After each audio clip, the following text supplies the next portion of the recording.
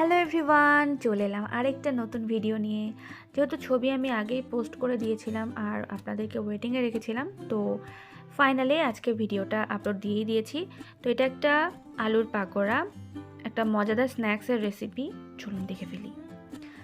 এখানে 3টা মিডিয়াম সাইজের আলু নিয়েছি। আলুগুলোকে আমি ঝিরিঝিরি করে কেটে নিয়েছি। রেসিপিটা খুবই সহজ আর সিম্পল। এখন লাগছে একটা ডিম, দিয়ে দেব স্বাদ মতো লবণ, আর তার সাথে দিয়ে দিচ্ছি সামান্য পরিমাণে লাল মরিচের গুঁড়া। দিয়ে এবার খুব ভালো করে মিক্সড করে নিতে হবে। আপনারা চাইলে হাত দিয়েও মেখে নিতে পারেন বা চামচ দিয়েও খুব ভালো করে মিক্সড করে নিতে হবে।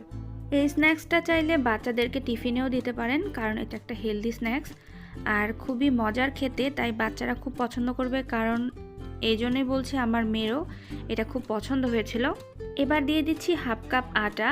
আটা দিয়ে দেওয়া হয়ে গেলে খুব ভালো করে আলুর সাথে মিক্সড করে নিতে হবে। আমি যেমন এটা আজকে আলু দিয়ে করেছি, এটা চাইলে আপনারা অন্য সবজি দিয়েও করতে পারেন। আপনারা ফুলকপি দিয়েও করতে পারেন, বাঁধাকপি দিয়েও করতে পারেন। আর এখন যেহেতু শীতকাল, বাজারে অনেক ধরনের সবজি রয়েছে, চাইলে গাজর দিয়েও কিন্তু করা যাবে। তো বাসায় ট্রাই করতে পারেন, ভালো লাগবে।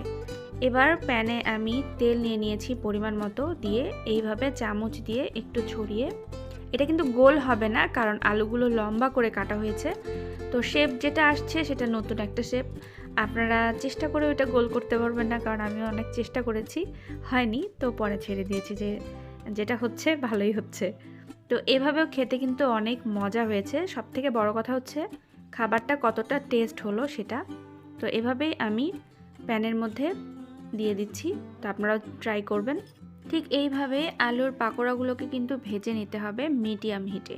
খুব জোরে হিট দেওয়া যাবে না, কারণ আলু যেহেতু খুবই নরম একটা সবজি, বেশি হিটে জ্বলে যেতে পারে। তাই হালকা হিটে কিন্তু এপিট ওপিট লালচে করে একটু মুচমুচে করে ভেজে নিতে হবে।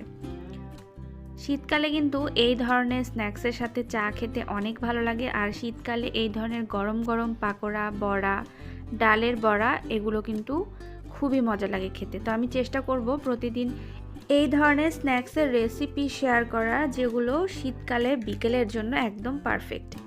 আজকের পাকোড়াগুলো কিন্তু ভাজা একদম হয়ে গেছে, একদম লালচে করে ভেজে নিয়েছি। এখন এগুলোকে তুলে নেব। সো ভিউয়ার্স, আজকের ভিডিওটা কেমন লাগলো কমেন্টের মাধ্যমে লিখে জানাতে কিন্তু একদম ভুলবেন না।